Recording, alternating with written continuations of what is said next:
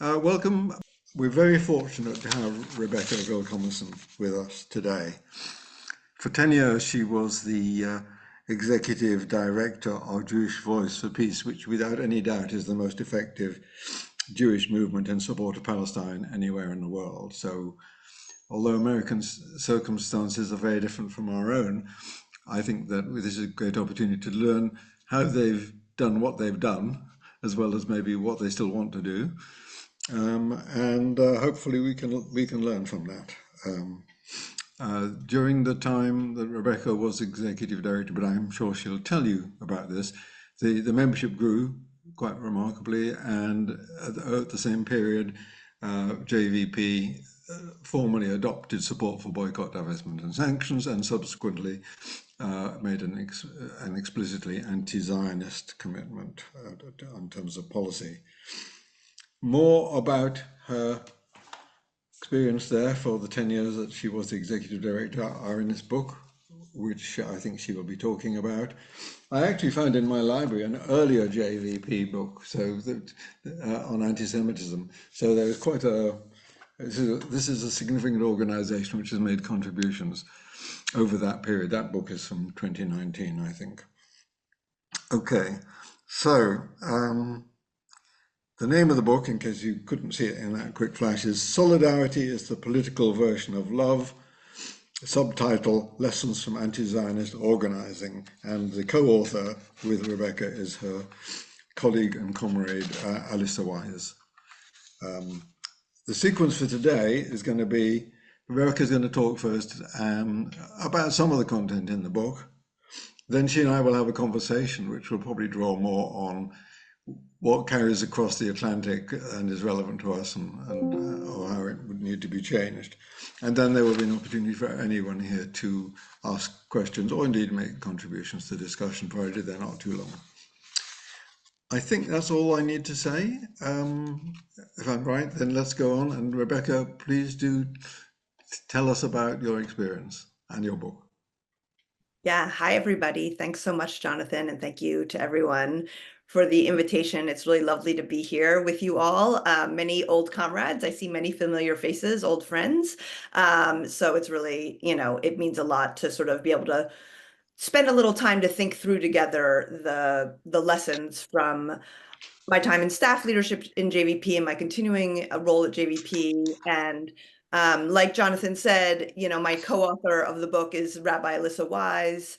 I did want to do a very small correction, Jonathan, which I think is an important one. The subtitle of the book is Lessons from Jewish Anti-Zionist Organizing, not just from anti-Zionist organizing. Sorry. Yes. No, that's fine. I just wanted to make sure folks knew that because it's very much from the Jewish perspective that we wrote the book and of course ran JVP. And so just to say a little bit about the book, and I think an email will go out afterwards.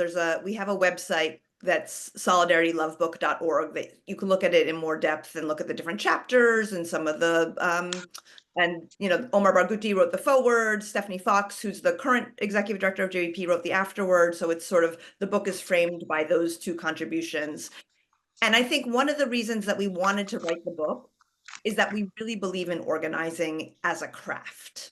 And we really felt that we had learned some valuable transferable lessons that would benefit our movement, meaning the Palestine Solidarity Movement, but also other movements. I'm actually now on the board of an organization called Showing Up for Racial Justice, which is trying to organize white people for multiracial democracy and anti-fascism. Another organization that Alissa and I were in contact with when we were writing the book is called Hindus for Human Rights. And that's a organization that very explicitly models itself on JVP. So it's people who are Hindu who are organizing against Hindu nationalism, which of course is another rising sort of right-wing movement. So we like to think of the book as sort of being very specifically for our movement, but also especially when you're part of a community and you're trying to shift that community's perspectives and trying to build strength for that community to move from its status quo positions into new positions. There's some very specific challenges and very specific tools you can use. So we are hoping that this book would be able to pull some of those out. And we also thought of it as part of our craft to write the book, because we always train organizers that like part of the life cycle of any campaign or any project is like to debrief and to evaluate and to reflect and to bring lessons learned into what you do next. So in some ways, this book is that writ large. Like even with a project as big as JVP, it's important to pause and reflect. And the book was a container for us to do that. Like Jonathan said, some of the major themes of the book we are going to go more deeply into today. Those are things like the importance of building a political home when you're doing this kind of work. There's a whole chapter about BDS and anti-Zionism decisions that we made, which we call growing while sharpening, which, as you might guess, is about how we continue to build a mass movement while sharpening our politics. And so we're going to talk about some of that later. And also, as Jonathan said, there are differences, of course, in the United States and in the UK. And not only that, but JVP began to grow back in 2009, and the conditions on the ground, both in the US and in the UK, are very much materially different right now. So it's not like a cut and paste situation. You guys are dealing with different things than we are, and it's a different time. Nevertheless, I think that organizing lessons are always applicable. And even when they're not applicable directly, I think it's worthwhile to think about like, oh, well, what in our situation is different than what this situation was, and what can we do to adjust and maybe take up the lessons from other situations and apply them to our own. So in some ways, the book is what we call, Alissa and I used to talk about it was like the book is a little bit of a like choose your own adventure. Like for people who are very interested in to fighting anti-Semitism and the weaponization of anti-Semitism, there's a big chapter about that. But there's also like a couple of big chapters that are about sort of organizational development and how you do that and how you combine political work and organizational work. I personally think it's important to think about all those things in interaction with each other. Again, even if they might seem less relevant or less of interest. But it is, to a certain extent, a pick and choose situation. So if there's parts of the books that are interesting to you that others are not, feel free to use what you can. I hope it'll be useful in whatever ways. So like I said, we are going to talk about political home and growing movements while evolving our politics. We're going to hopefully, I think, get to talk a little bit about building meaningful partnerships with other organizations and movements. And I want to just like quickly mention some of the other themes that we're not going to probably talk about. One of them was being a movement within a nonprofit structure. As Jonathan and I were chatting beforehand, he felt and I agreed that that's something a little bit less relevant to all of you, given the different ways that the US and the UK are structured and these sorts of things. We also talk a lot about our journey and struggle with internal racial justice. We talk about the sort of impacts of confronting our own communities. And again, like I said, we have a section on fighting anti-Semitism and its weaponization.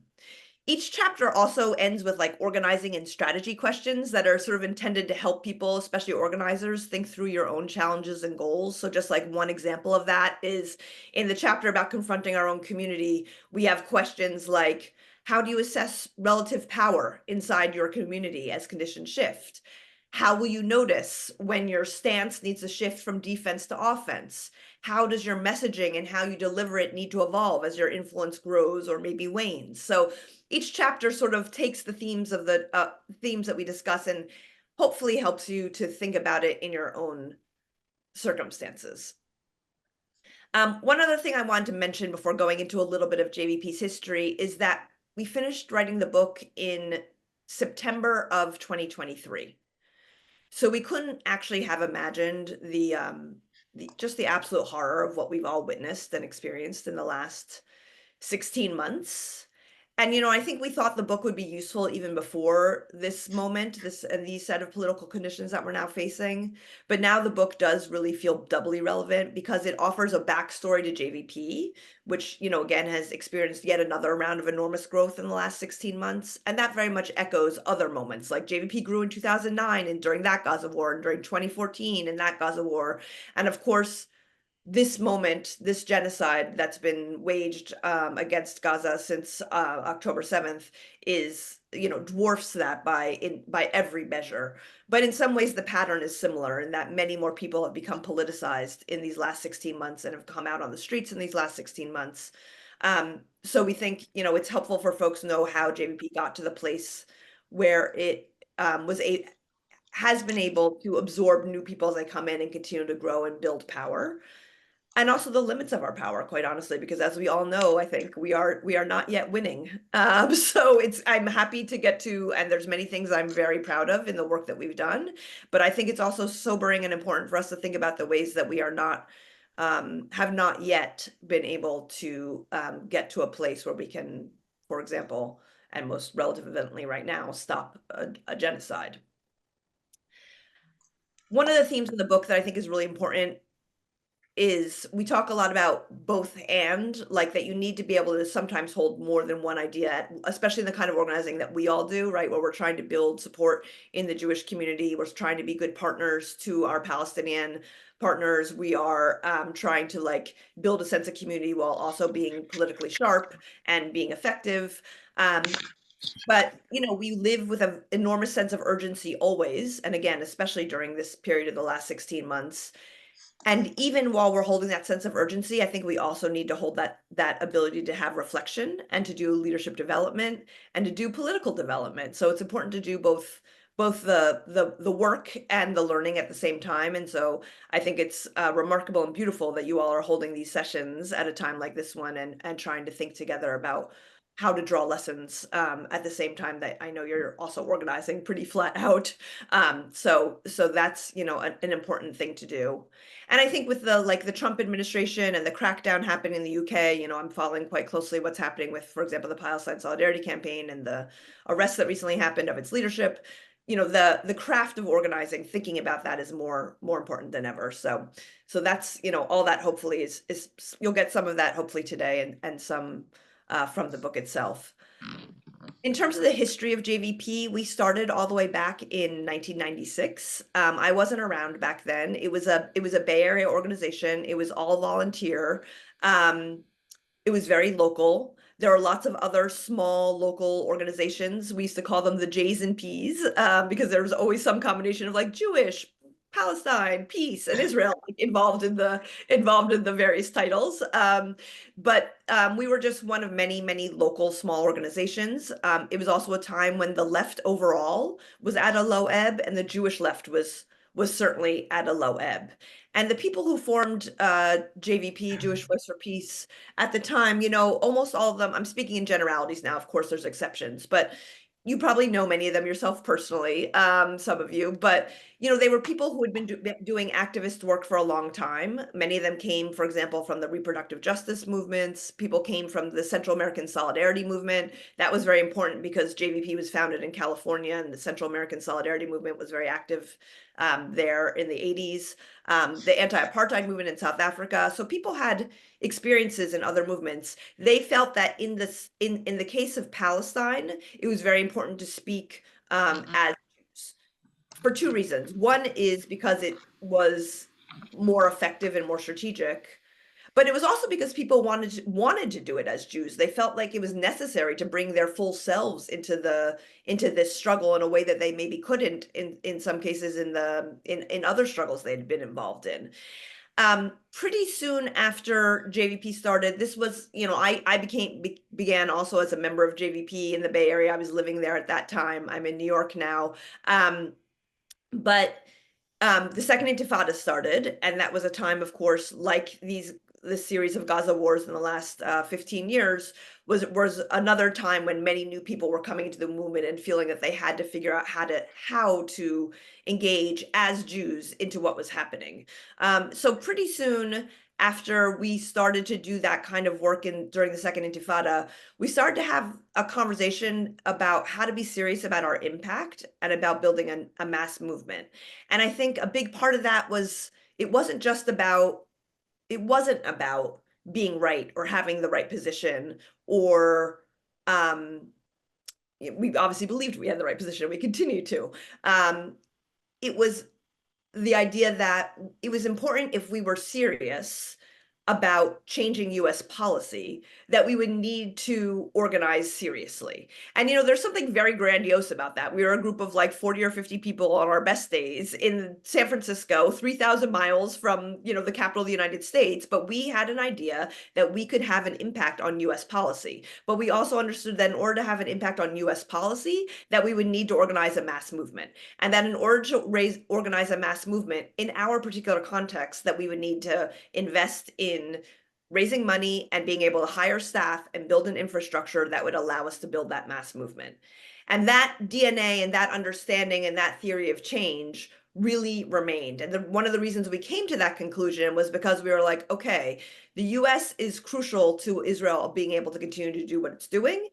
We as Jews in the United States have a unique possibility of showing an alternative vision to what the Jewish community writ large is doing, and to complicate the picture of what is believed to be Jewish support for US policy towards Israel. I think a lot of those baseline understandings of the theory of change have now been shifting, quite honestly, and we need to start thinking about different levers, which hopefully we'll get into later. But it was important to us to have that theory of change and to build out this decision around staffing and infrastructure and money based on this theory of change. And that has held true ever since. And I will say JVP at that time, as most of you probably know, we had a big tent. We were an anti-occupation group, and we defined ourselves as an anti-occupation group. And we continued to educate ourselves over the years. And like I said, like Jonathan mentioned in the intro, we're now an anti-Zionist organization, but that evolved over a period of many, many, many years. A thing I wanted to mention that I think is interesting, especially in your context, is that, I started at JVP as a member and a leader before JVP had staff people. Then I was the executive director for 10 years. I left the position of executive director after 10 years, mostly because I was exhausted and I felt like I wasn't bringing the same level of creativity to the work as I had been doing. And because I felt like as a grassroots membership organization, one of the things that you have to do is actually build new leadership. And it's important to not have the leadership of any organization be held in any one person. I felt proud about the strength of the next level of leadership that I had helped to foster. Stephanie, who's now the current executive director, had been the deputy director for many years, and she stepped into that role extremely beautifully. So I think it's really important and healthy, and actually a measure of the commitment of being a grassroots organization, that you can do that kind of leadership shift. And now I've become a leader in the New York City chapter, and was part of some of the most impactful actions. We can talk about this later too, in the last 16 months, Grand Central and the Capital Rotunda in DC. And so it's been interesting because I think I've had interactions with JVP both as a staff person and not as a staff person. And, I think one of the things that's evolved for me is that you don't always need staff to be effective. The JVP New York chapter does not have staff, and we are incredibly effective. And another thing I think about is I actually started the New York chapter when I was the executive director, and I honestly didn't do a great job. And part of the reason I didn't do a great job was because I had a million other things I was doing as the executive director of the national organization. And so I did it kind of half-assed, if you'll permit the phrase. There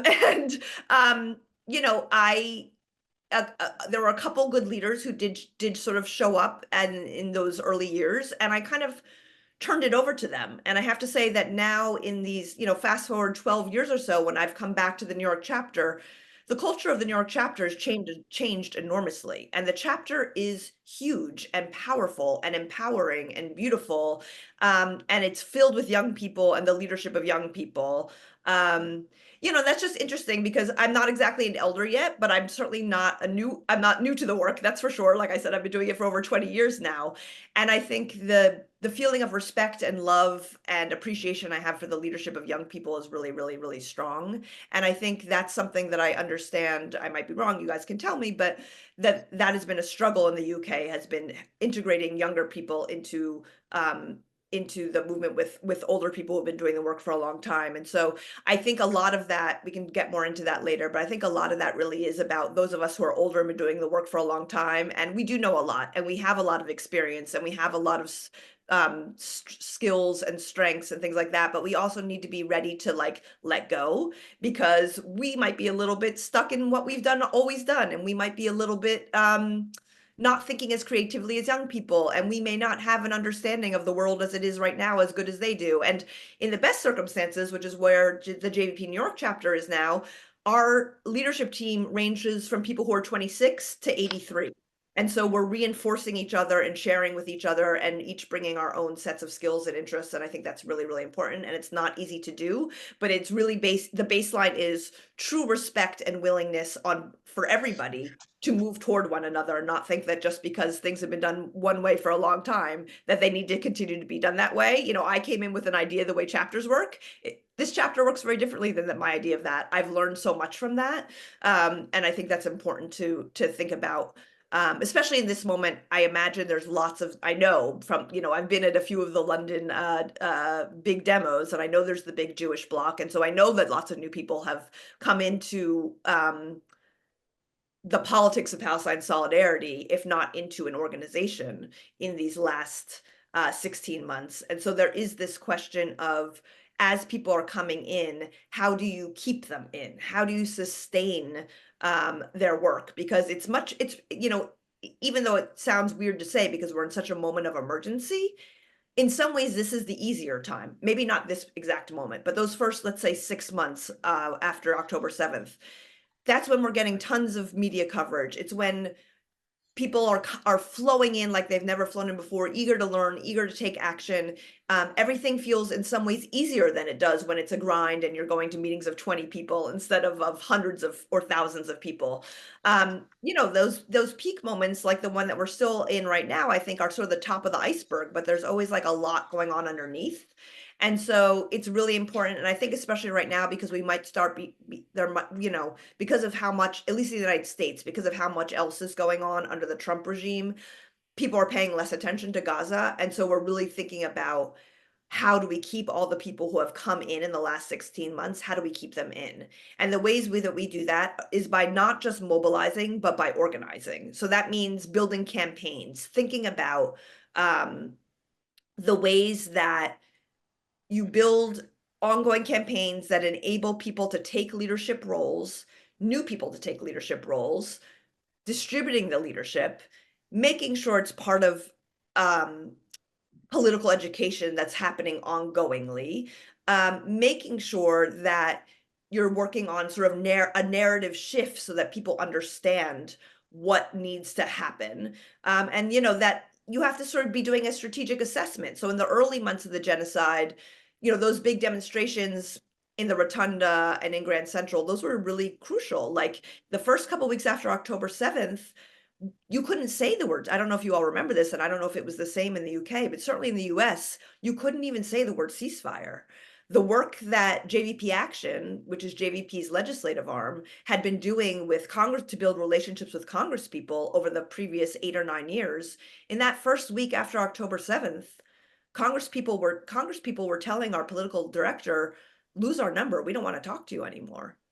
But we didn't pull back because of that. We actually did the opposite. We planned this mass action in the Rotunda with a matching black t-shirts that you probably all remember, that said ceasefire now, not in our name. And we, you know, did this beautiful demonstration. And that enabled our congressional allies, because we were doing a very loud, proud, Jewish-led action, our congressional allies were flanked in a way that allowed them to sort of come back and to start again to call for ceasefire. So those, I don't want to say that those big actions aren't extremely important. They're extremely important. But there's also, you know, things change a little bit. Now it's very easy to say ceasefire, but there has been, you know, and there is a ceasefire, and thank God we're not experiencing right now the carpet bombings that we were experiencing a couple of months ago. We don't know what's going to happen as of tomorrow. We're about to go into this like sort of a, you know, amorphous phase 2. But I think now we need to think about the current circumstances and where like the specific value added is, and where you have an impact, and how you can make sure that the people who have come out into the streets in the last 16 months find a place where they can have like a sense of communal home and sometimes spiritual home and political home, where they can be involved in these ongoing campaigns. What is the campaign that is the specific thing that a Jewish voice can add to? So one example of that I think about a lot is JVP's Deadly Exchange campaign, which specifically targeted the ADL and police exchange programs. The ADL as a Jewish organization, it was very hard for non-Jewish people to target it because it was so big, it's so powerful. People were immediately accused of anti-Semitism. Of course, when we launched that campaign, we were also accused of anti-Semitism, but we had more strengths to back ourselves up, more assurance that we knew that we could do it, that we could let that bounce off ourselves, and that we would be able to continue through and continue to build the campaign even if they attacked us. But that was like a very specific consideration that it took us months to come up with the Deadly Exchange campaign and the targeting. And we were thinking both about like, what is the importance of winning this campaign, and what is the particular role that we can play, and how can we shift the narrative, and what are the roles different people can play to help build that campaign. And that campaign was very, very active for about 5 years, and they've in fact stopped their police exchanges. And I think we've done an excellent job overall, not just us. There's been other campaigns too. Stop the ADL, which became a much broader beyond Jewish campaign. The ADL is no longer seen as a civil rights institution, unfortunately. And again, this is about changing conditions. They've just sort of embraced now their role as the liberal arm of the fascist government. So, it's not, in some ways we've done what we needed to do with them, and now they're shifting too. So again, this is this question of like, how do you always do these sort of like assessments of what are the political conditions and what are the specific what's the specific role that you can play? And so I know I need to pause. So I think just the last thing I just want to say is like about this moment is, writ large, we're kind of, and again, I'm speaking from the US perspective. My guess is it's similar in the UK, but this moment since Trump has become president, we're really in a moment of a bit of chaos, because Trump has just become president. Again, this very fragile, very overdue, very inadequate ceasefire is teetering on the brink. So we really need to be rigorous in analyzing what are the levers that we do have? What is the specific added value that we offer that might be different than before? Like, what do we need to shift in order to be able to hone in on those levers and on that specific added value? It's a time that we really need to be nimble and respond to the changes of the moment, but we also can't be totally reactive. We have to like hold the line. And that's why I think having a campaign is so important. In some ways, I don't want to say it doesn't matter what the campaign is. It's important to have a campaign that's meaningful. But the most important thing is that you have a structure to hang yourself on, meaning to like place to plug people in who want to be active in a more than just showing up for demonstrations or for learning and that sort of thing. So you need to hold on to that while also being nimble, and just like be ready to come up with some new principles for taking action, and don't assume that what you did before is the right thing to do now. You want to draw on your successes and your history, but not get so bogged down in like, oh, well, this is the way we've done it before, and so we should continue to do that, because I think things are really fundamentally changing. And I think the whole left is in the process of figuring this out, as like these crises are being thrown at us daily. It's incredibly hard. We're being asked to give the best of ourselves, even when I think we're all exhausted, but this is the work, you know what I mean? This is the path that we've chosen. And I think if we're committed and dedicated and want to not just be doing the work for the sake of having said that we did it, which is very important to say that we're on the right side of history, but in order to have an impact, those are the sorts of questions that I think we all need to be asking ourselves right now. So I'll pause there, Jonathan, and see where you want to take the conversation from here. Thank you. Rebecca, that's great. Thank you so much. Yeah, so much to think about. And I'll just start with a sort of basic factual question. Fundamentally, the Jewish community in Britain is tiny by comparison to the States. According to my latest figures, there's about under 300,000 who identify here as Jewish, and you have what, 7 million? So that's you're muted, Rebecca. Yeah, we have 6 to 7 million, but of course our overall population is much bigger also. I'm not sure what the proportions are, but The yeah, proportion is we're still a very tiny proportion of the overall US population, like 2% at most. Well, if we say that the US is 5 or 6 times bigger in population, but the Jews are 30 times as big, it gives it a tremendously different density. And the actual numbers that are available here, are therefore somewhat restricted. So I think that's part of the issue, that there's some of the mass activities that you've taken, which are so impressive, Might be smaller if they were done here. If the rotunda had had only 1/30th of the number of people, it wouldn't have looked so good. We wouldn't have been able to fill all the spaces. Um, yeah. Well, I mean, not to be argumentative, but a few of the actions that we did were indeed like 12 people. You know what I mean? Like we over and over again last February, we were like going and doing small civil disobediences in front of whenever Biden showed up in New York. And that definitely shifted the understand, we didn't want to let Biden get away with being complicit in, Biden was not just complicit, but is obviously, um, was funding with US weapons and making it possible for Israel to continue its genocide. And so sometimes we had 12 people on a road, blocking the road. And by using the same sort of like visuals, and by making sure we were doing it in a very targeted way, it obviously, like, not everyone knows about those actions the way they know about the Rotunda and Grand Central, but this is kind of what I'm talking about in terms of like you assess what the moment is and you find the action that's appropriate to the moment. And so I do think that you guys can be very impactful even with smaller numbers. Yes. Thank you. Um, can I just ask a contextual question? JVP is not the only Jewish organization supporting Palestine, no doubt all with different analyses or priorities. Can you give us a clue to what are the other significant ones and how you relate to them? Because we have Yeah. many, many Jewish organizations, they're all quite small. Yeah, I mean, I think a thing that changed a lot over the time that I was executive director is a number of other organizations did emerge. And I think that's actually extremely healthy. It shows that there's like an ecosystem, and people have ways to find their own political home in the place that's appropriate for them. And now there's pretty good cooperation actually between the various Jewish left organizations in the US, which include, I don't want to go too deeply into all of them, but there's If Not Now, which was founded after the 2014 war, which is doesn't take a formal position on BDS or Zionism, so their politics are a little bit softer than JVP's.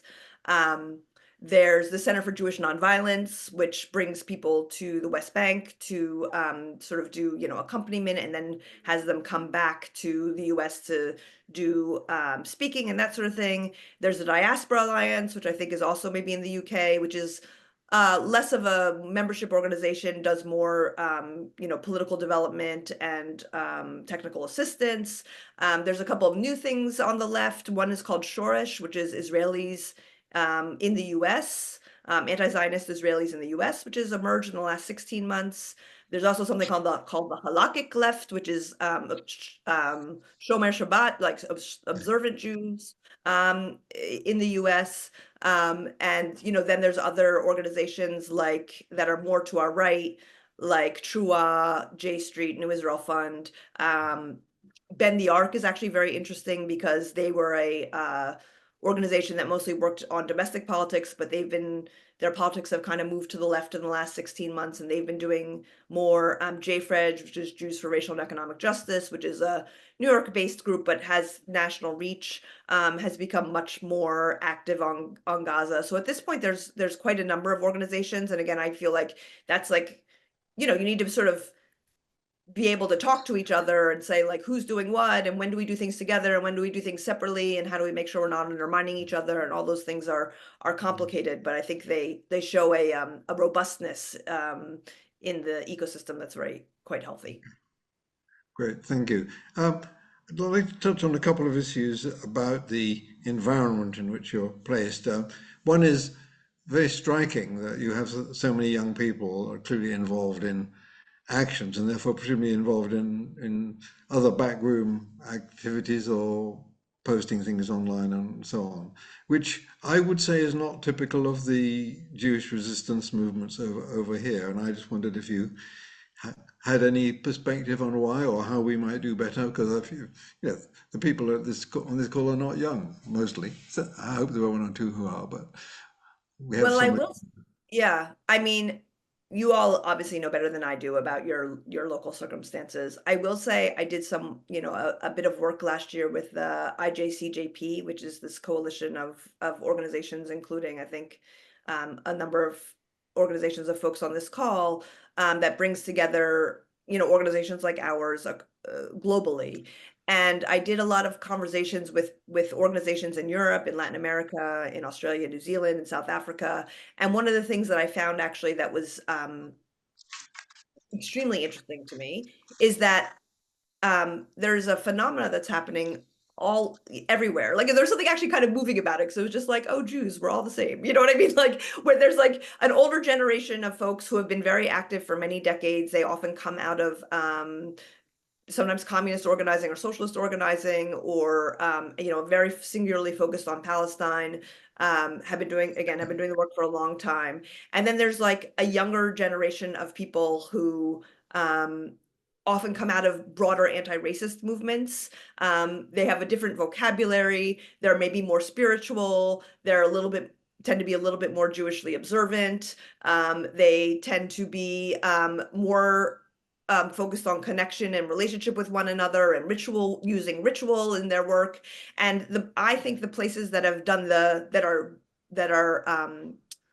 thriving the best are either places where, like JVP, where those sort of approaches have been integrated and come together, or honestly, where the groups are separate and they're each doing their own thing and you're in conversation. I think one of the things that has not worked well is when there's been an attempt to sort of like say to the young people, I'm just gonna be very blunt with you all. Like when you say to the young people, like, we want you here, but we want you here our way. And we know best because we've been doing it this way for a long time. And you should come in and come to our meetings. And this is the way we do our meetings. And this is the way we do our work. And if you don't like it, leave. And that's what they will do, is leave, quite honestly. If there's a serious commitment to bringing young people into the organization, it's not just bringing young people into the organization. It's the organization has to transform. So it's an organization of young people, middle-aged people, and old people. And that means being willing to let go of a lot of what you may have done before. So I think, and it's very challenging, and that's what JVP did. And its culture changed a lot over the course of time as younger and younger people came into movement, and as those of us who started out young became older. So that's, that's one way to do it, is you need to really be willing to sort of let go of the reins a little bit, quite honestly. The other way to do it is to say, like, okay, look, we like doing it our way. You guys like doing it your way. We both have contributions to make. Let's do it separately, but let's make sure that we're in conversation all the time. Let's make sure that we're coordinating with each other. Let's, when we can, work together, and when we can't, not work together. It's not to say that it has to be one or the other. I just think that there needs to be like a real talk about how much you're willing to shift in order to like make it an organization that young people feel is their own. Thanks. That was great. We need to take that on board. I'd like to ask one more of these, or the general questions, before coming on to what I suppose I'm particularly interested in, is how you made the policy shifts that you did. But on these contextual things, I'm very curious about the differences between what you might loosely call the UK Jewish community, although it's not one community, although it's always spoken about as if it was, and the situation in the United States. I have, and I think it's more general feeling, the sense that the Jewish community has been buttoned down or tacked down. There's nobody will speak out of line. There's nobody will listen to us. We can't go to a synagogue, and those people who are religiously observant and go to their synagogue find they can't talk about this there.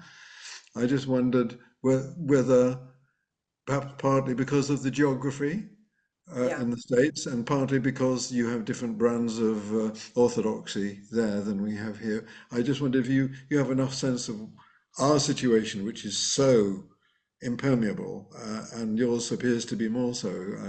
If you can give us any clues. Yeah, I mean, again, you guys know better than me about the UK situation. My understanding of it as like a regular visitor is exactly as you said, which is that it's pretty locked down, and that people are either like inside the Jewish community or out. I think the US Jewish community is pretty locked in the mainstream sense, is pretty locked down as well. And I think some of this is about how much you care. Like JVP, when it started, we were, back in the days when I was in San Francisco and I was a member before I became a staff person, we applied to be part of our local JCRC. JCRC is the Jewish Community Relations Council. My guess is it's sort of similar to the Board of Deputies. They have local ones in every city. And so we were like, well, we're a Jewish organization. We should be part of the JCRC. Like, and we were like truly naive about it, and they didn't let us in, and like, to be honest, that was, I don't want to say it was correct of them, but it was clarifying for us. We were like, oh, okay, we understand. Like, you as a mainstream organization, you're not interested in representing the Jewish community writ large. You're interested in representing the Jewish community as you see it. Similarly, Hillel, which is the overarching organization for Jewish students in the United States, I assume there's something similar, if not the same, in the UK. Has very explicit rules. This predates JVP endorsing the boycott, divestment, sanctions movement, BDS, but we already were doing economic pressure campaigns, and they designed language that said that Jewish students who supported BDS couldn't be part of Hillel, even though Hillel was supposed to be the representative of all Jewish students on campus. And that there's a lot that's very painful about that. And I think it's important to acknowledge that. You can't just sort of say like, oh, well, like it hurts, especially for people who are coming from those communities if they are. But it also helped us clarify that rather than trying to get into their institutions, that we should create our own. And I think that's, and like you said, there's different streams of Judaism, Orthodox reform, conservative reform, Reconstructionist renewal in the US.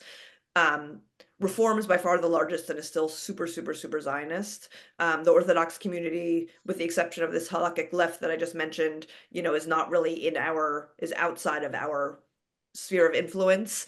And the largest number, there's Reform, conservative, and Reconstructionist Jews, and I will also say secular Jews who have nothing to do with religious observance really, but very much treasure their historic and cultural Jewishness. We've never defined Jewishness within JVP as having to be part of a Jewish, an active Jewish religious community. People self-define, and a lot of people, because of the huge rates of intermarriage in the US, I don't know if that's true or not in the UK. A lot of people are in mixed families, come out of mixed families, and their Jewishness might be cultural or historical as opposed to religious. So still just to be clear, every single stream of Judaism in the US is Zionist. There's no other anti-Zionist organization of any size in the United States. We're still the only ones. You know what I mean? So it's not like that. It's not like we have some like magical inroads that you guys don't have. I do think what's different is that there's a little bit more room to maneuver, for example, within the Reconstructionist movement, which is where most of, for example, the rabbis on the JVP Rabbinical Council were trained in, is a little bit more open than other streams.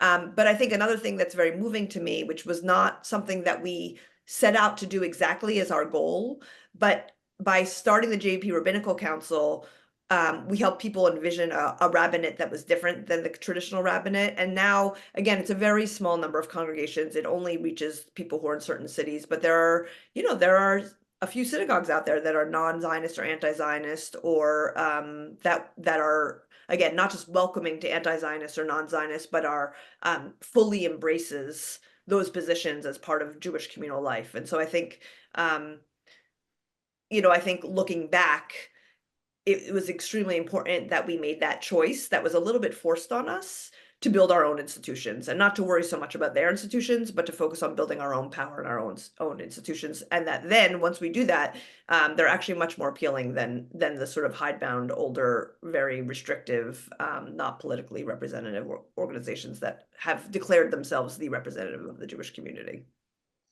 Yeah, I think we're some distance even behind that in this country, as far as I've heard. I'd like to move on to the policy questions.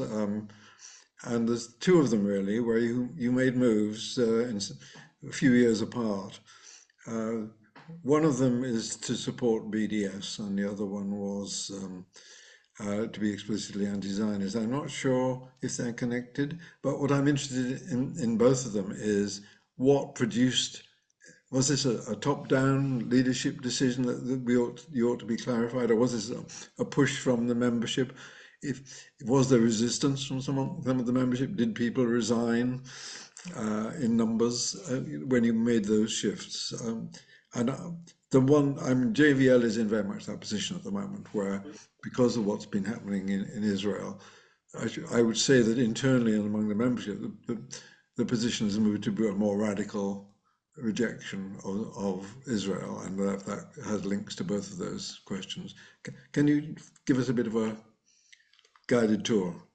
Yes, yes, I'd be so happy to, because to be honest, these are some of the decisions that I feel proudest of during my time in leadership at JVP. And that idea of making bold political decisions, and not just that we did it, but that we did it with processes that brought just about every part of our membership into the deliberation and discussion about it.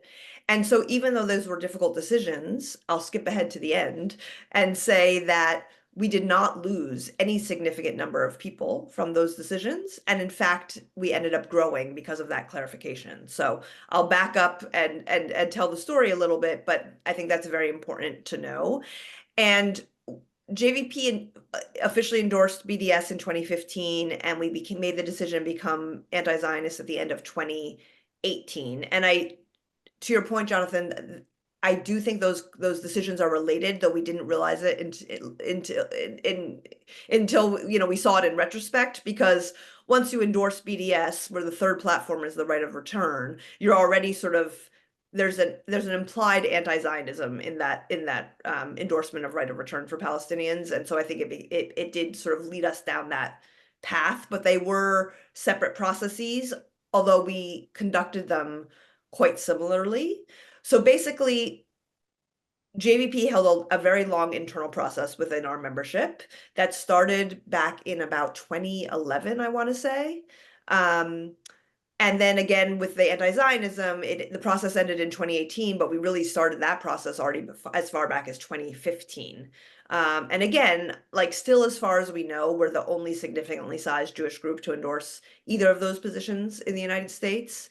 And I think one thing to say is that as organizations become bigger or just more entrenched in their own histories, it can be really easy to lean into fear rather than boldness and to just stick to the status quo.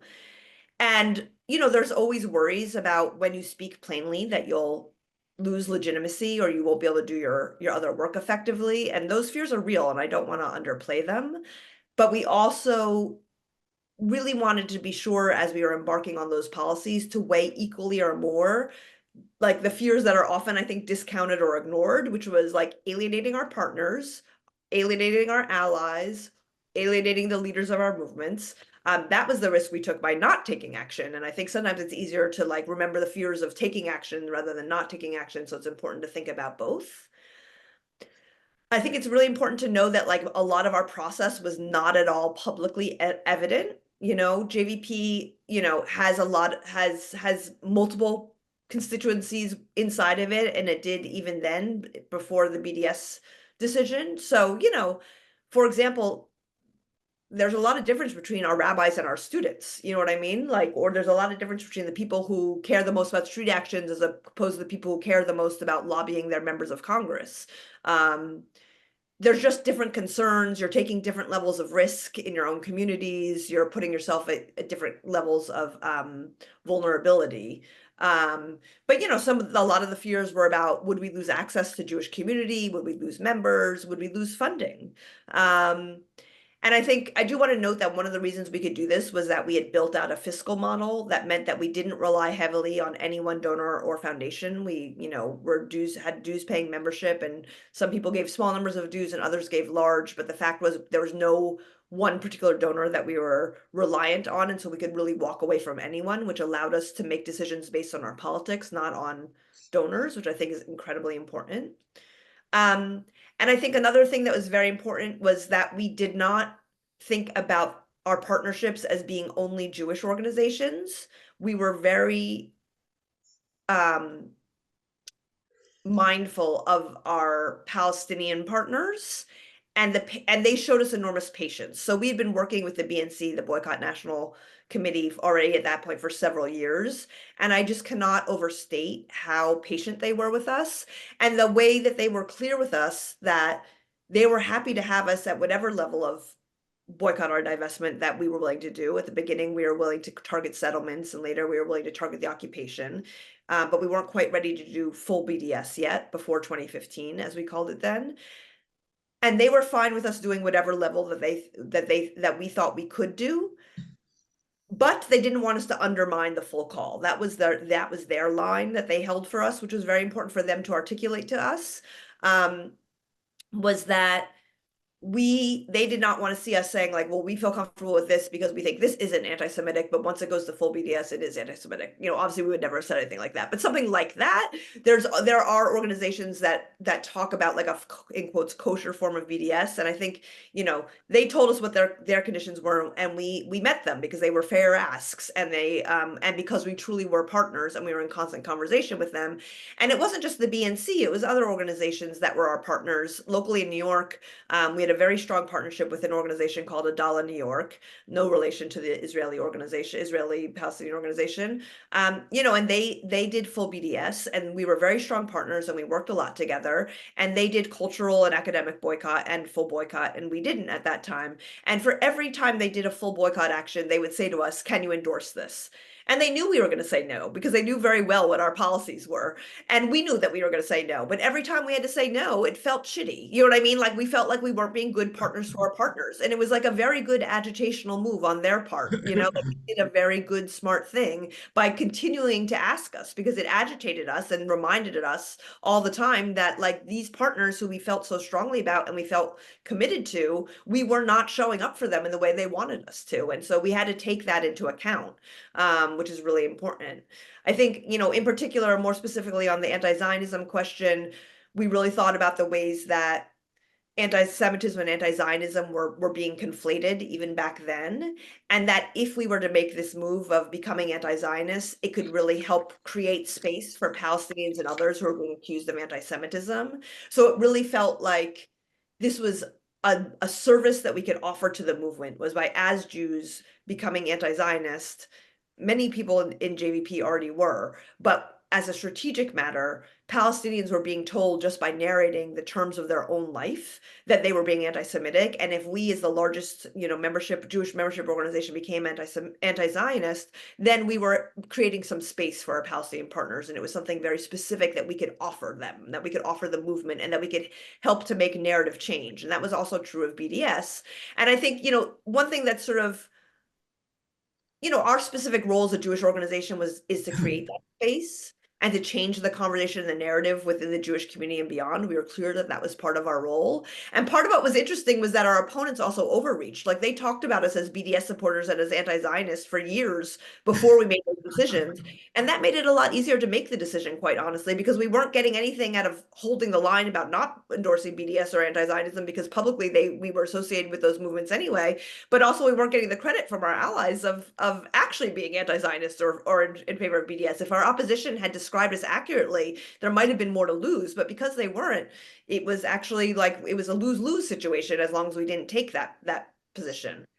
In terms of the process, it was very intense. Like our different chapters had internal conversations, we had online webinars, we did online zines, we did surveys, we did specific conversations with specific constituencies, we had in-person conversations at our national membership meetings. Each process lasted several years.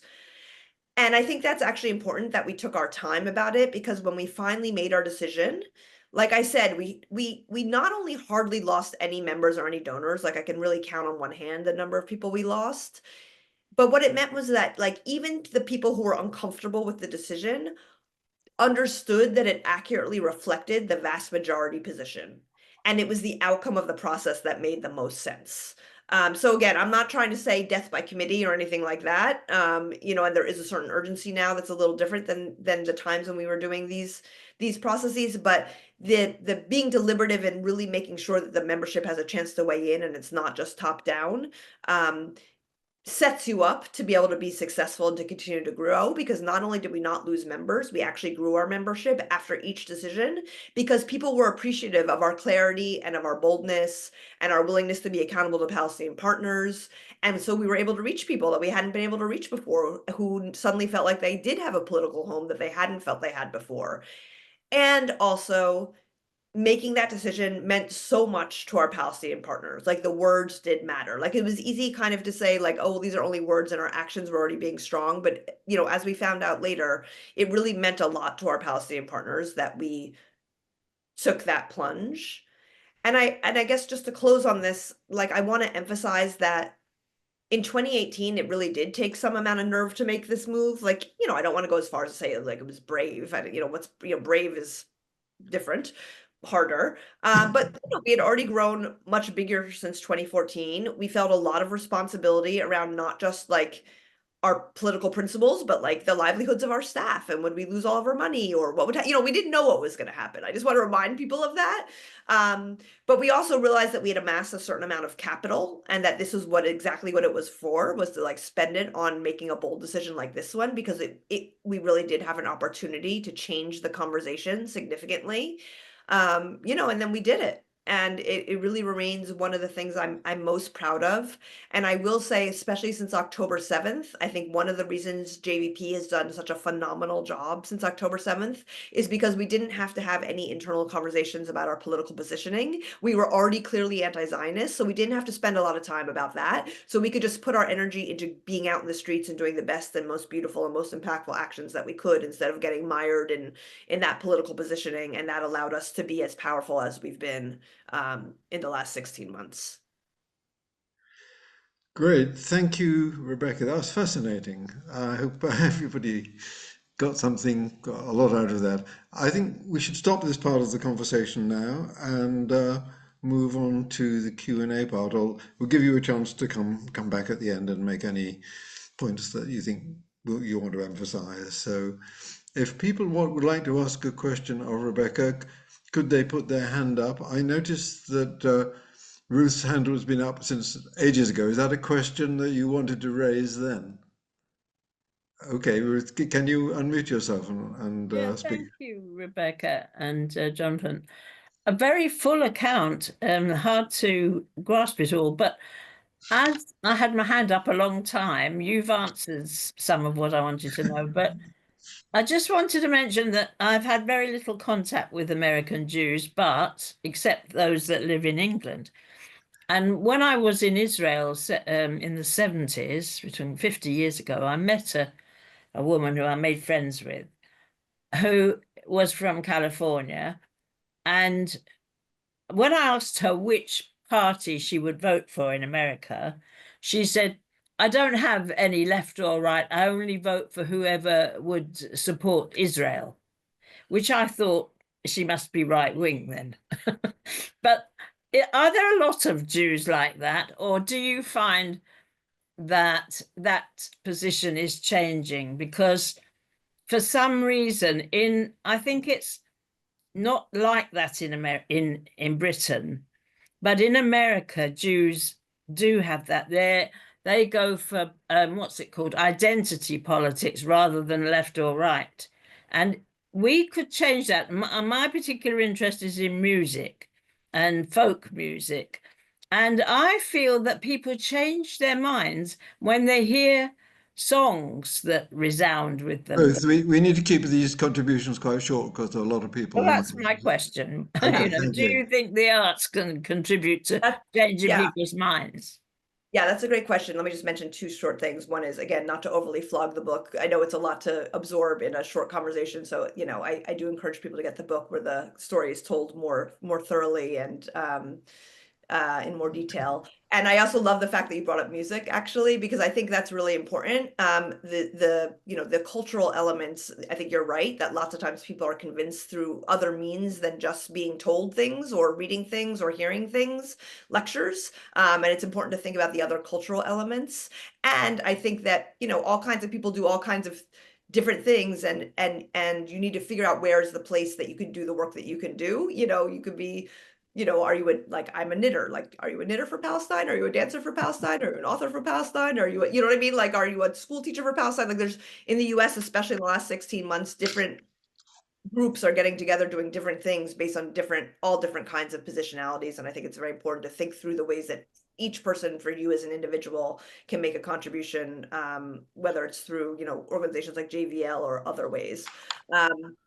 all that being said, I'm really happy you asked the question, because I think you there's an assumption in there that is not actually correct. Like, I think it might be true that American Jews who live in Israel vote based on Israel, but American Jews who live in the United States actually don't vote based on Israel. And so, like, actually every poll shows that Jewish Americans are actually quite progressive, something like 78 or 80%, don't quote me on the exact number, but it's a very high number. Apart from Black people, Jews have stayed the most loyal to the Democratic Party of any other constituency group within the United States. Now, it is true, to your point, the fact that I know that based on identity, rather than based on like being left wing or right wing, says something about the way the United States organizes itself. And it's definitely true. I mean, I think there's a very organized right in the United States, and there is a left, but it's not an organized left, and the unions are not strong, and other vehicles of the left wing are not strong in the United States. But in general,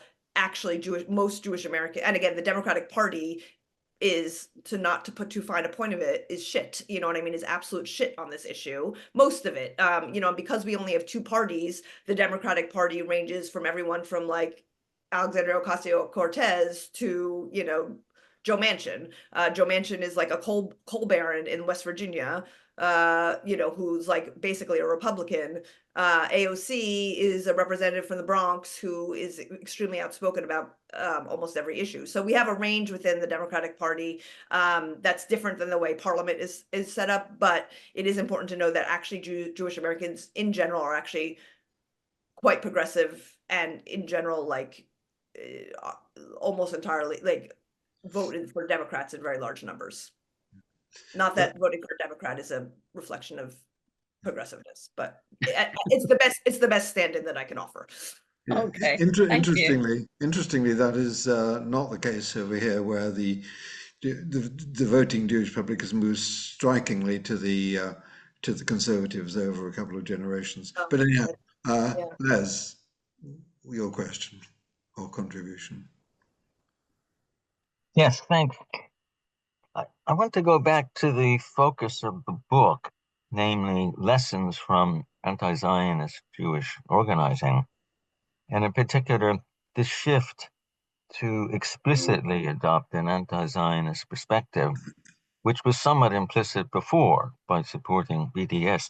So I want to ask how that changed the JVL Jewish for JVP relationship to various groups that you were trying to influence. I could make a list very quickly, like progressive Jews, because that's more feasible than reaction ones, Palestinian groups, Muslim groups, general anti-racist groups, politicians, and so on. I mean, how did that shift make a difference in practice, perhaps to your aims as well as your strategies to achieve them? Yeah, thanks for that question. I mean, I think it also is important to bring into that, like, external political factors have also changed during that time. So, for example, the movement for Black Lives, which started in 2016, meant that a lot more people were coming into JVP with a generalized left commitment than they had in earlier years. And so the relationship, for example, for us with anti-racist organizations became much more important, as like this sort of new left was being knit together across movements like indigenous rights movements, immigrant rights movements, anti-Black racist movements, climate justice movements. And, we wanted the Palestine movement to be woven into that movement. And I think obviously not just JVP, many Palestinian solidarity organizations have been working on this. But one thing that is undoubtedly true is that Palestine is now solidly embedded in the left and progressive agenda in the United States. And that was just not true. If you think back to the Iraq War, there were huge fights over including Palestine in those calls. And ultimately, they didn't allow calls for Palestinian freedom to be in like the Iraq War rallies because of the fear of alienating, people more to the center. So that's really changed. And I think that's a big accomplishment, that Palestinian rights is seen as part of the broad progressive agenda. But I think there's something interesting what you said, Les. I was trying to allude to this a little bit in my first answer, which is that in some ways it didn't really change our actions very much. It changed our words. And the reason it was possible to make those decisions was because we it just helped. It was like adjusting our positions to our reality. So, you know, after we made the BDS decision, we changed the way we did our targeting, but we probably could have targeted the ADL. Well, maybe not. Like the ADL, we targeted as doing police exchanges. That wouldn't have worked when we were only anti-occupation, probably, although we could have figured out a way to do it. So I think in some ways it didn't so much change our activities as it did change the way we talked about them. And like I said, it actually helped us to bring more members in. People appreciated our clarity. Our Palestinian partners hugely appreciated it. And like I said, our opposition had already been calling us anti-Zionist and pro-BDS for so long that it didn't really change significantly how they were talking about us either. So it felt, honestly, in both cases, like a win-win once we did it. Okay, Mike. Thank you. Hi. I mean, an organizational question, Rebecca. You talk about getting money from foundations. I think that in the States, you're allowed to be tax exempt, aren't you? Whereas the rules in the UK are very different. And to be a charity, you have to distance yourself a long way from politics. JVP would not stand a hope in hell of becoming tax exempt charity here. So, because I've always been incredibly jealous of your funding and staffing. How many staff do you have, and what's your budget, and how much of it does come from foundations because you have tax exempt status? Yeah. So, well, of course, I'm not on staff anymore. So I don't know. I actually I'm not even sure about the current numbers of staff or the current budget. But when I left, the budget was $4 million a year, and we had about 30 staff. And I think it went down a little bit for a few years and now has gone higher again. And there's a couple of things to say about that. One is, you're correct. We have a tax exempt, at least for now, we have a tax exempt 501c, what's called a 501c3, which is you're not allowed to do anything electorally related, but you can do advocacy work. You might have misheard me, Mike. We actually, actually the way that JVP became fiscally sound was we could never get money. We could never get money from foundations because we were too controversial. And so we built up this like fiscal model that was actually based on money from individuals. And most of them actually give money that's small enough amounts of money that their tax exemptions don't actually matter that much, to be honest. Of course, there are always bigger donors too. I don't want to downplay the importance of bigger donors for whom tax exemption was important, because then they could itemize their tax deductions. But it was only later that we started to get some money from foundations, and it's still a relatively small amount even now. I know that. And it's also important to say that, like, JVP, again, actually we started a sister organization back in 2018 or 19, JVP Action, and that's what's called a 501c4, which is not tax exempt, and is allowed to do lobbying and some kinds of electoral work. And so that's like very awkward. The legal requirements between in terms of how the organizations relate to each other are kind of awkward but manageable. And the people who give money to the 501c4 don't get tax exemptions. And I guess the last thing I want to say about that is, like, we're currently in a moment where there's actually what they're calling the nonprofit killer bill, where they're basically trying to take away the tax exempt status of well, they're starting with Palestine organizations, and JVP is one of the ones that's sort of been named as the inspiration for this bill. But it's something that the entire sector is extremely concerned about. It failed at the very end of the Biden administration, but is expected to be able to pass in the Trump administration. So there's a lot of preparation happening right now within the sector to be able to manage the infrastructure and finances without tax exemptions. So we may be coming to you all for some help on that. But just to say that, you have to be ready for any of those conditions. Thanks. Great, thank you. Naomi. Yeah, sure. I think I can see someone waving to speak after me who may not know how to use the electronic hand.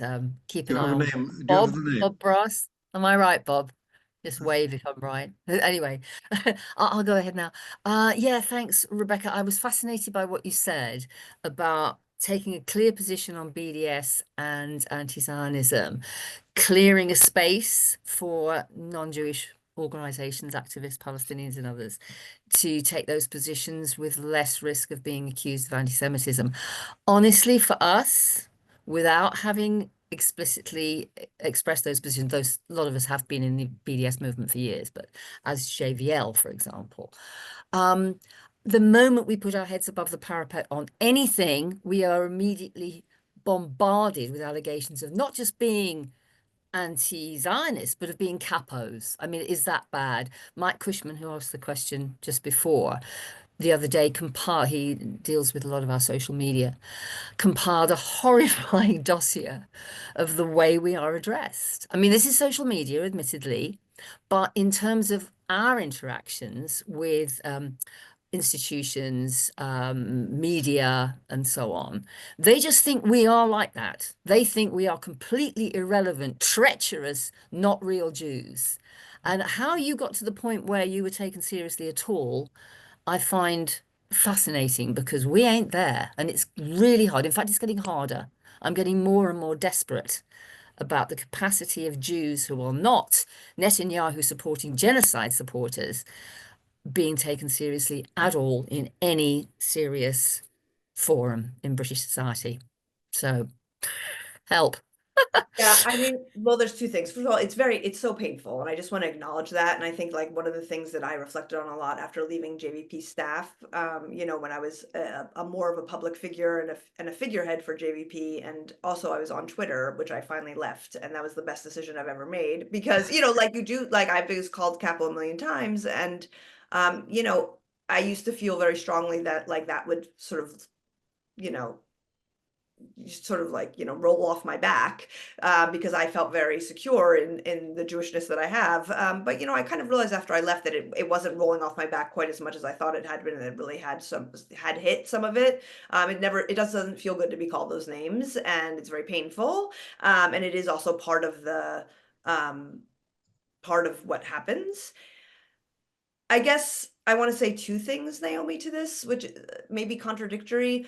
One is just to be aware that it might look like from the outside that we've built this big, this sense of legitimacy. And certainly, I think we independently feel and have that sense of legitimacy because of our just size and absolute numbers. But the truth is, if you talk to your average mainstream Jewish person in the United States, they would say all the exact same things about JVP as you just named. Like 90% of certainly every mainstream Jewish institution, you know, and most centrist to even liberal and mainstream organizations say that JVP is irrelevant, say that we are not real Jews, say that we don't matter. You know, like all those things are said about us too. We've just learned to ignore them. You know what I mean? And like, it's not to say it doesn't hurt, but we've learned to like just build our strength in other places, and to understand that slowly but surely, what they say is, you know, they're just saying things that aren't true, and we just have to learn to live with that. Yeah, like we just had a situation where there was like a letter of, you know, Jews against deportations. It wasn't even about Palestine, and there, you know, a bunch of liberal Zionists didn't want to sign the letter. Zionist organizations didn't want to sign the letter if JVP's name was on it. You know what I mean? So so just to like reassure you that we are facing situations like that all the time. And I think some of it is just this this self-confidence, like, we know that we are Jews. We know that we have alliances and allies and partnerships and relationships that we are accountable to. And we are going to keep doing the work that we need to do and be clear in our principles. And you know, obviously there's at various different times you can try to have individual conversations with people who don't believe that. But in general, I try not to worry about those people too much, quite honestly, and just keep doing the organizing that we're doing. Thank you. Bob, can you unmute yourself, Bob Ross? And then if you can, then I'll take you next. I gather you were trying to ask a question before, and then I go to Glenn. Okay, can I speak now? Yes, please. Everyone hear me? Okay, it's a question not so much about Rebecca's book, or specifically about the JVP. Although I've supported the JVP, I don't support them now. I've supported the JVP for quite a number of years. I've supported PSC. I've been involved with PSC for donkey's years. I've been to Palestine, etc., etc., etc. I'm not a Jew. I've despaired. I've despaired because the situation as far as Palestinians is concerned, despite BDS, etc., despite people disavowing Zionism, the situation of Palestinians who could deny it has got unbelievably worse since October.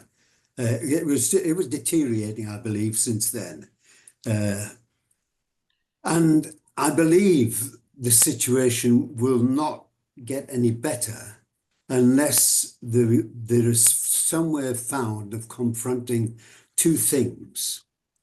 And that is, and it's easy for me, I'm not Jewish, it's very easy for me to say this, to confront the devalued currency of the charge of anti-Semitism.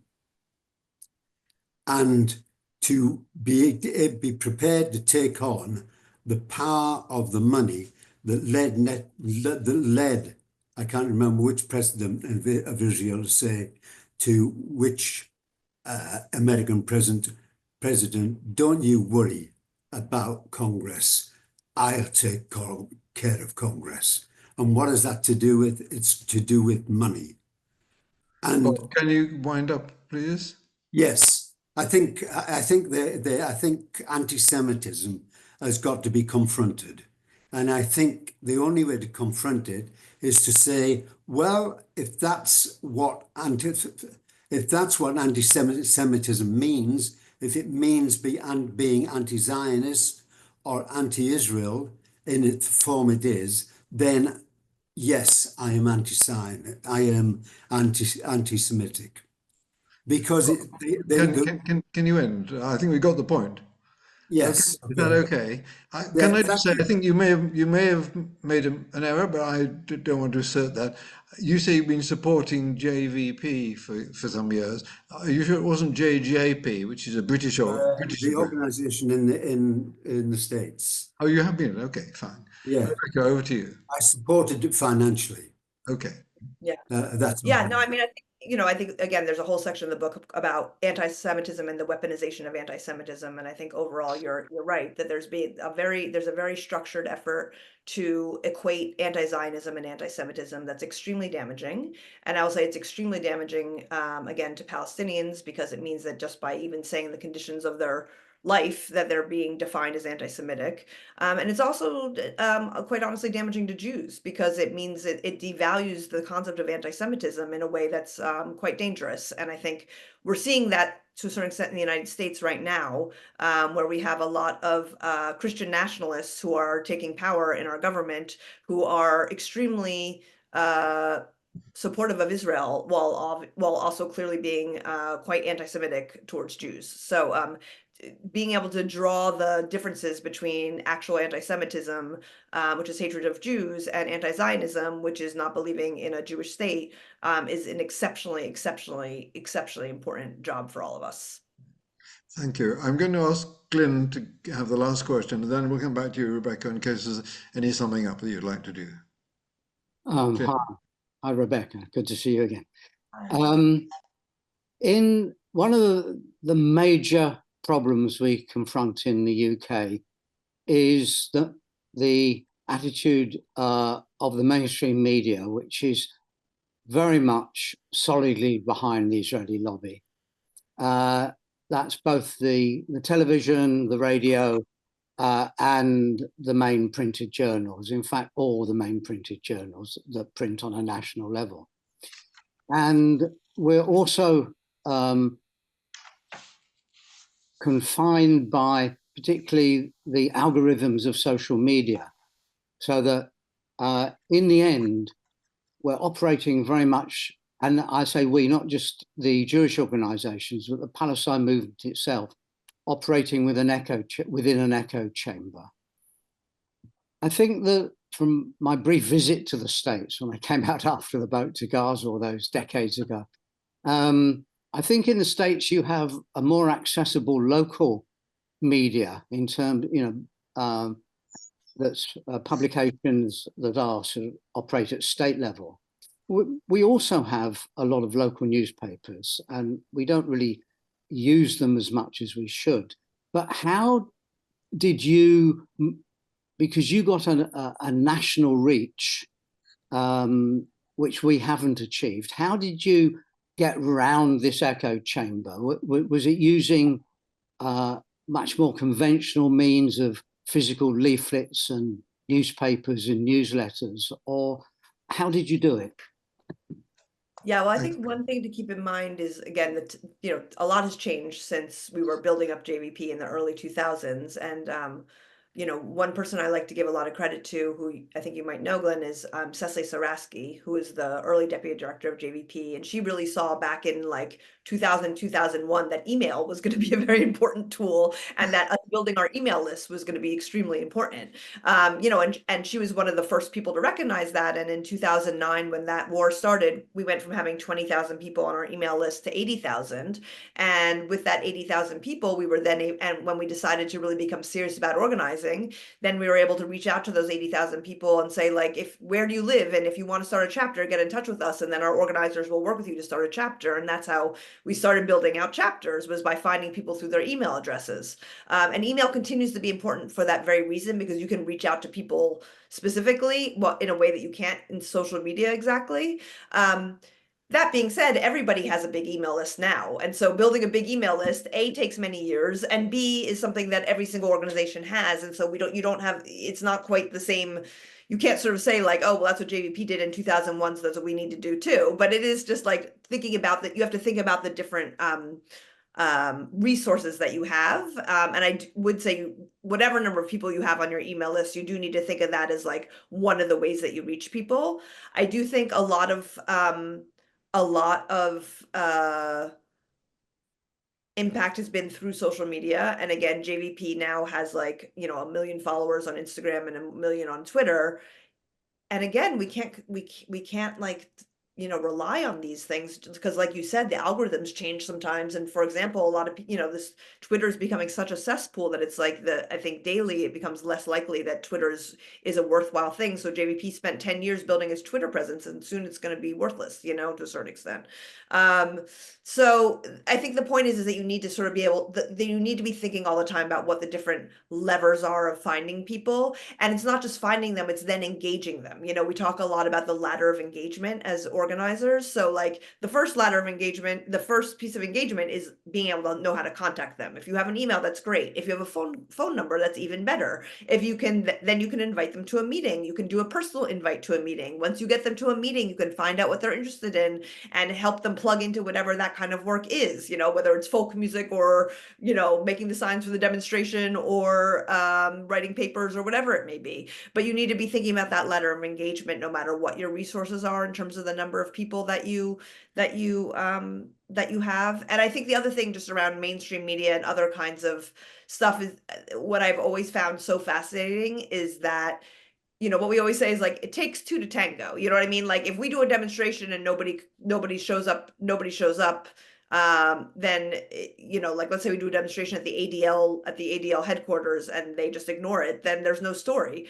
But invariably they do respond, you know what I mean? And so like, I think you need to take advantage of the fact that,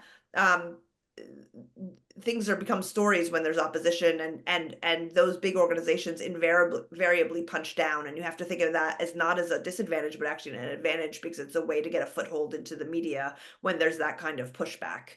And then there's like, other things like, cultivating relationships with reporters so that they trust you, offering them sources, offering them information that they may not otherwise have, smoothing their way, and then they're more likely to cover you when you have something interesting going on. I think one thing that's been interesting for me is like Students for Justice in Palestine, has become much bigger and stronger over the years.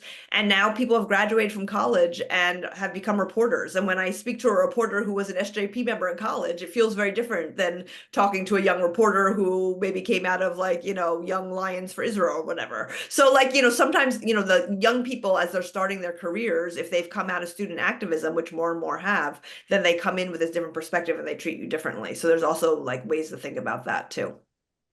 Thank you. Great. Thank you so much, Rebecca. I don't know if that was also your summing up, or do you want to say more generally anything that's you'd like to emphasize in what you said already, or new stuff even? No, I just want to say thank you to all of you because I know you've been fighting the good fight for, many decades now. And even when the work, even when it feels frustrating, I think it's so important to be showing up for our Palestinian comrades in this moment. And I know it means something to them. Even when we're not succeeding in the moment, it's exceptionally important to them that we're continuing to do it.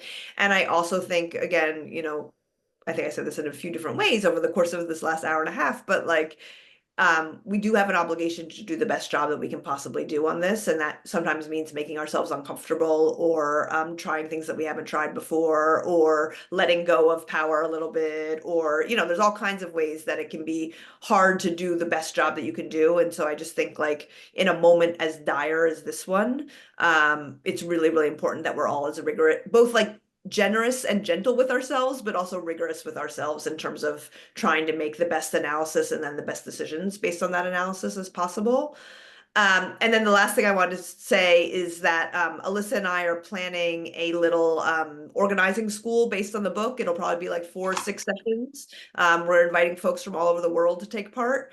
So I think Daniel's going to put the link in the chat. It's just right now it's just like a like survey of interest and also to find out what hard skills people feel like they want to work on the most. So we are planning to do that. And if any of you are interested in that, would love for you to fill it out. Daniel, I don't know if you can put that in the chat. He just put that in the chat, so you fill that out. And we're hoping to sort of launch that in the spring. And we're in particular hoping to launch it in a way where people can sign up to do it together in groups so that you can make decisions so that you can sort of like think together about how to build your base in the context of the course. And just thank you for your time. That was so great. You've given us so much to think about and something to aim at. We need to do better, and we will try and follow you. Thanks very much.